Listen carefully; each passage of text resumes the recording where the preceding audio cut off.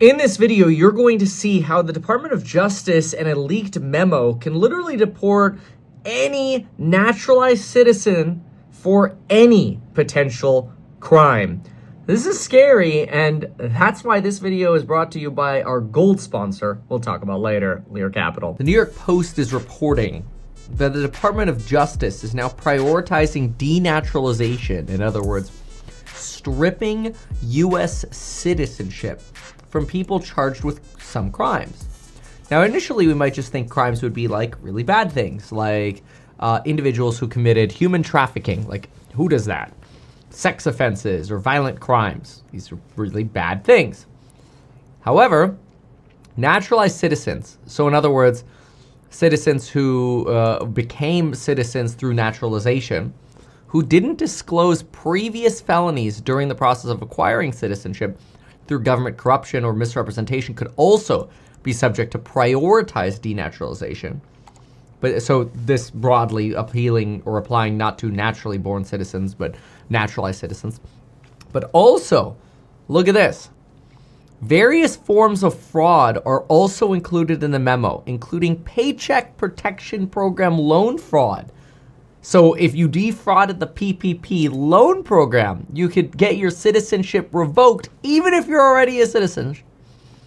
And Medicaid or Medicare fraud, which would basically be like, hey, I need Medicaid because I'm so poor, and then you're secretly making money with cash, let's say, and you're not reporting it. If you were caught, and technically you wouldn't qualify for Medicaid because you're not reporting or you're hiding your income, that would be fraud against Medicaid. You could literally lose your citizenship for that. And again, a lot of people would look and say, well, don't commit crime. And then it says, I'm just giving examples, right? And fraud against private individuals, funds, or corporations. Now that's really interesting because fraud against private individuals, funds, or corporations, I mean, that's like a civil offense, right? This is sort of like, I guess technically it would be like lying to a bank or, I don't know, a broker or something. I don't know. Boy, that could be a lot of different things. As well as individuals who furthered unlawful enterprise of criminal gangs, transnational criminal organizations, and drug cartels. Okay, so that sounds reasonable. As well as individuals who pose a potential danger to national security, including those with a nexus to terrorism, espionage, or unlawful export of sensitive goods, technologies, or information. So, this sounds reasonable, right? Like, if you're potentially a spy or a terrorist. Like war crimes and sex crimes and human trafficking sounds reasonable. People cheating on their Medicaid income taxes turning into getting denaturalized seems like it's getting stretched a little bit. Again, crime is bad. And people would get punished for these things and go to jail, but then to get denaturalized, it does seem a little, maybe a little bit more aggressive, we'll put it this way. Here's the memo. The actual memo. So this copy was released, and protecting women and children. We've got any sanctuary jurisdictions. There it is. Prioritizing denaturalization. Okay, include the ability to revoke citizenship of individuals who engage in the commission of war crimes, extrajudicial killings, or serious human rights abuses. Reasonable. To remove naturalized criminals, gang members, or indeed any individuals convicted of crimes who pose an ongoing threat to the U.S. Sounds reasonable. Terrorists also sounds reasonable. But then at a fundamental level, it also supports the overall integrity of the naturalization program by ensuring that those who unlawfully procured citizenship, including those who obtained it through fraud or concealment of material information, do not benefit. Okay. The DOJ wants to promote the pursuit of all viable denaturalization cases to maintain the integrity of the naturalization system. So, in other words, we need to strip people of their citizenship more to prove that we are, protecting basically the process. That's what I'm gathering from this. So this would also include individuals, again, the nexus for terrorism, we saw that. War crimes, we saw that. unlawful criminal crimes, fine, committed felonies not disclosed previously, we saw that, human trafficking, sex offenders, we saw this. This is where it gets a little bit more nuanced. Cases against, and here's the actual memo, cases against individuals who engaged in various forms of financial fraud against the United States, PPP loan fraud, Medicare, Medicaid fraud, cases against individuals against private individuals, funds, or corporations. This private individual thing is very interesting. So it's like, if you defrauded somebody else, I don't know, maybe you wrote them a fake check or something like that, that would potentially get you denaturalized. Cases of individuals who acquired naturalization through government corruption, cases referred by a U.S. attorney's office in connection with pending criminal charges if those charges do not fit in one of the other parties. Dude, that could be anything. Whoa. So basically, if the U.S. attorney's office sends you to the DOJ, Department of Justice, and basically refers you for denaturalization, it could be anything under that. See, I mean, look at that. I don't think I'm reading this wrong, right? Cases referred by a U.S. attorney's office or in connection with pending criminal charges if those charges do not fit in one of the other priorities, and any other case referred to the civil division that the division determines sufficiently important to pursue. So basically, the United States government can denaturalize anyone who is not a naturally born citizen. And maybe that's why diversifying to gold through Lear Capital is the answer. Did you know that central banks are loading up on gold, including the Chinese central bank? They're dumping dollars and bonds, and they're buying gold, hand over fist. And this is why I want to introduce to you Lear Capital. They're a trusted partner for when it comes to buying gold or silver.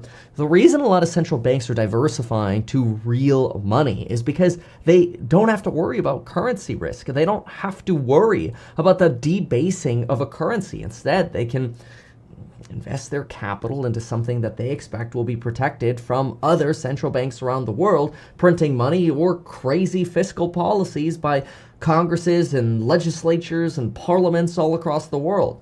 So this is, I think, why central banks are making a smart move and they're buying gold or even silver instead of just relying on currency-based investments. It's too risky. What do you trust more, gold or a politician?